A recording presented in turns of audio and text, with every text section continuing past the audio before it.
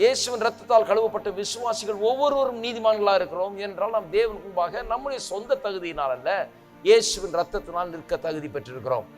அவர்கள் எப்படி பிழைக்க வேண்டுமாம்? விசுவாசத்தால் நீதிமான் பிழைக்கிறான். விசுவாசத்தால் பிழைக்கிறதுனா ஒரு சிலர் நான் ஃபெய்த் லைஃப்ங்க, விசுவாசத்துல நான் பிழைச்சு கொண்டிருக்கேன்னு சிலர் சொல்லிட்டு போயிட்டு இருக்காங்க பாருங்க. அவங்கள மாதிரி நினைச்சுக்காதீங்க. அவங்க என்ன சொல்றாங்க, ஃபெய்த் லைஃப்னா நீங்கள்லாம் கவர்மெண்ட்ல வேலை செய்றீங்க, நீங்க ஏதோ பெரிய மல்டிநேஷனல் கம்பெனில வேலை செய்றீங்க, நாங்களோ ஏதோ விசுவாசத்துல வாழ்ந்துட்டு இருக்கிறோம் அப்படின்னு விசுவாசத்தை கேவலமா சொல்றாங்க சிலர்.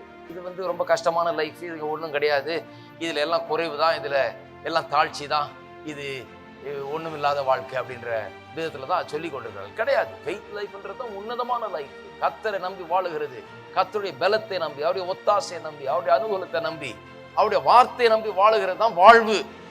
அதை நம்பி வாழாத மனுஷன் வாழ்வு அடையலை. இன்னும் அவன் வாழ வேண்டிய விதத்தில் வாழவில்லை, தலை தோங்குகிறது இல்லை. ஆகவே விசுவாசி நீதிமான் என்னத்தினால் பிழைப்பான்? விசுவாசத்தினால் பிழைப்பான்.